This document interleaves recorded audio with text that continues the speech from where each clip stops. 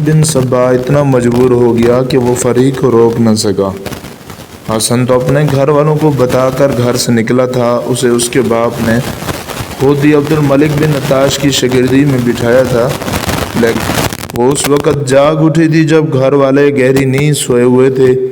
گھوڑا اس کے ایک بھائی کا تھا اور وہ اندھیرے میں ہی گھر سے نکل آئی۔ جس قدر خوبصورت تھی اس سے کہیں زیادہ مضبوط حوصلے والی بھی تھی۔ حسن ابھی شہر سے تھوڑی ہی دور گیا تھا کہ فری اس سے جا ملی۔ حسن کے ذہن میں خواب کی باریک سے باریک تفصیل بھی محفوظ تھی اور اس کے پاس کاغذ بھی تھا جس پر اس نے اشارے لکھے تھے۔ پہلا کاغذ ایک ہاتھ میں لے کر ہاتھ اونچا کر لیا تھا کہ یہ بھیگ نہ جائے، اور انہوں نے گھوڑے ندی میں ڈال دیے۔ چونکہ بہاؤ تیز تھا اس لیے گھوڑے سیدھے جانے کی بجائے بہاؤ کے ساتھ بہتے گئے اور خاصی دور جا کر کنارے پر چڑھے۔ حسن نے ذہن پر زور دیا اور دیکھنے لگا کہ وہ نشانیاں کہاں ہیں جو اسے خواب میں نظر آئی تھیں۔ اس نے کاغذ سے بھی مدد لی اور آگے بڑھنے لگا۔ آگے علاقہ چٹانی تھا، اونچی اونچی چٹانیں بے آب و گیا تھیں، ان میں بعض نوکیلی اور بعض اوپر سے چپٹی تھیں، بعض کا رنگ سلیٹی اور بعض کوئلے کی طرح سیاہ تھیں۔ حسن دو چٹانوں کے درمیان چلا گیا۔ تھوڑی دور جا کر یہ راستہ ایک طرف کو جاتا تھا۔ وہ ادھر مڑا تو اسے بائیں کو مڑنا پڑا، تو اس طرح اسے چٹانوں نے کبھی دائیں کبھی بائیں اتنا زیادہ موڑا کہ وہ بھول ہی گیا کہ اسے کس سمت جانا ہے اور وہ ان بھول بیلیوں میں کس طرف سے داخل ہوا تھا۔ اس نے سورج سے سمت معلوم کر لی، لیکن یہ پتہ نہیں چل رہا تھا کہ وہ آگے بڑھ رہا ہے یا ایک ہی جگہ گھوم رہا ہے یا پیچھے کو جا رہا ہے۔ سورج اپنے روزمرہ سفر پر چلا جا رہا تھا اور افق سے تھوڑی ہی دور رہ گیا تھا۔ حسن پریشان ہو گیا کہ اسے شام گہری ہونے سے پہلے وہاں سے نکلنا تھا۔ اس نے گھوڑے کی رفتار اور تیز کر لی۔ معلوم ہوتا ہے تم خواب والا راستہ بھول گئے، فرحی نے کہا۔ میں خواب میں بھی اس طرح گھومتا رہا تھا۔ حسن نے کہا راستہ مل ہی جائے گا۔ ان چٹانوں میں گھومتے پھرتے اسے ایک ایسی چٹان نظر آئی جو اوپر سے آگے کو جھکی ہوئی تھی۔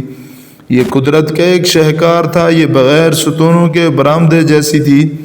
وہاں پہنچ کر حسن نے گھوڑا روک لیا اور فری سے کہا کہ کچھ دیر آرام کر لیا جائے۔ دونوں گھوڑوں سے اترے اور برآمدے کی چھت جیسی چٹان کے نیچے بیٹھ گئے۔ یہ کوئی غار تو نہیں تھا، لیکن چٹان اندر سے ایک وسیع کھو جیسی ہو گئی تھی۔ اس کا فرش زمین کی سطح سے 1.5 گز نیچے تھا۔ حسن تو بیٹھ گیا، لیکن فری کھو میں دیکھنے لگی۔ اس نے یہ بھی کہا کہ رات گزارنی پڑی تو یہیں گزاریں گے۔ اس کے ساتھ ہی اس کی ہلکی سی چیخ سنائی دی۔ حسن تیزی سے اٹھا اور فری تک پہنچا۔ نیچے دیکھو حسن، فری نے کہا۔ حسن نے نیچے دیکھا، انسانی ہڈیوں کے 2 بنجر پڑے تھے۔ ان کے کپڑوں کے چھوٹے چھوٹے ٹکڑے بکھرے ہوئے تھے۔ ہڈیاں بالکل خشک ہو چکی تھیں۔ ایک پنجر مرد کا تھا اور دوسرا عورت کا۔ عورت کی نشانی بڑی صاف تھی، اس کے لمبے لمبے بال۔ کود کر نیچے چلا گیا۔ اس نے مرد کی پسلیوں میں دیکھا، وہاں ایک خنجر پڑا ہوا تھا۔ جن 2 پسلیوں کے درمیان خنجر پھنسا ہوا تھا، وہاں سے دونوں پسلیاں تھوڑی تھوڑی کٹی ہوئی تھی۔ ایک تلوار دونوں ڈھانچوں کے قریب پڑی تھی۔ معلوم نہیں یہ کون تھے، فری نے کہا۔ کہ ہم جیسے ہی ہوں گے، حسن نے کہا، لیکن یہ کچھ اور معاملہ ہوتا ہے۔ اس آدمی کو سینے میں خنجر مار مار کر مارا گیا تھا۔ ہو سکتا ہے عورت کو اس تلوار سے مارا گیا ہو۔ یہ بھی ہو سکتا ہے کہ ہماری طرح ان بھول بلیوں میں پھنس گئے ہوں اور یہاں رات گزارنے کے لیے رک گئے ہوں۔ میرا خیال یہ ہے کہ یہ بھوک اور پیاس سے مرے تھے۔ ان کے پاس پانی نہیں تھا، ہوتا تو یہاں مشکیزہ پڑا ہوتا۔ حسن، فری نے کہا، میں کبھی نہیں ڈری، لیکن میرا دل خوف کی گرفت محسوس کر رہی ہوں۔ ہم یہاں نہیں رکیں گے، پھر ہمیں یہاں سے جلدی چلنا چاہیے، حسن نے کہا۔ دونوں گھوڑوں پر سوار ہوئے اور 2 چٹانوں کے درمیان چلنے لگے۔ یہ تنگ سا راستہ انہیں ایسی جگہ لے گیا جہاں چٹانیں پیچھے رہ گئی تھی اور ذرا کھلا میدان تھا۔ 3 اطراف چٹانیں تھیں، چوتھی طرف کی چٹان کے درمیان تھوڑا سا راستہ تھا۔ حسن اس طرف ہو لیا۔ دونوں گھوڑے پہلو بہ پہلو چلے جا رہے تھے۔ جب دونوں اس تانگ سے راستے کے قریب گئے تو دونوں گھوڑے اپنے آپ ہی رکے۔ کو ایڑ لگئی، باگیں جھٹکیں، لیکن گھوڑے کانپتے رہے اور آگے بڑھنے کی بجائے آہستہ آہستہ پیچھے ہٹنے لگے۔ فری نے دیکھا ان سے 10-12 قدم دور ویسا ہی ایک کالا نانگ پن پھیلائے ہوا تھا جیسا حسن نے قبرستان میں دیکھا تھا۔ یہ گھوڑے کی نفسیات ہے کہ اس کے پیٹھ پر سوار موجود ہو، وہ اپنے راستے میں سانپ دیکھ لے تو روک کر خوف سے کانپنے لگتا ہے، اگر سوار نہ ہو تو گھوڑا سر پٹ بھاگ اٹھتا ہے۔ ناگ تیزی سے گھوڑے کی طرف آیا۔ حسن نے دیکھا کہ اس کے پیچھے پیچھے ایسا ہی ایک اور ناگ ہے۔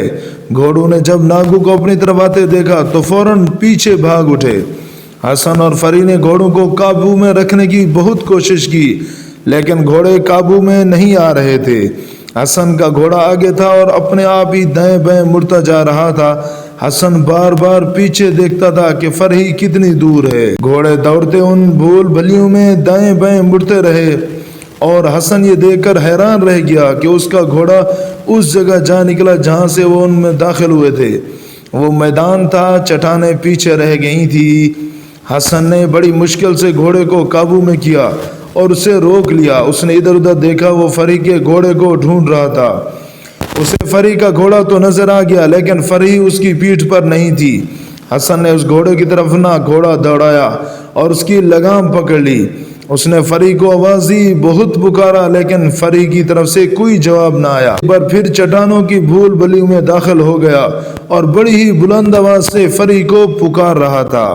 یہیں سے وہ باہر نکلا تھا، مگر اب وہ وہیں سے اندر گیا تو اسے وہ جگہ ایسی اجنبی محسوس ہوئی جیسے پہلے کبھی دیکھی ہی نہ ہو۔ کون سے راستے سے بہ رہا ہے؟ اس نے فری کے گھوڑے کی باگ اپنے دور دور تک اونچی اونچی چٹانوں کی چوٹیوں کے سوا کچھ اور نظر نہیں آیا۔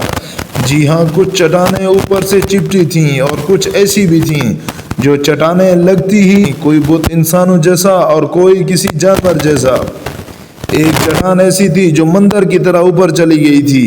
اس کی چوٹی پر ایک بہت بڑا گول پتھر یوں رکھا ہوا تھا جیسے کسی عورت نے سر پر گھڑا رکھا ہوا ہو۔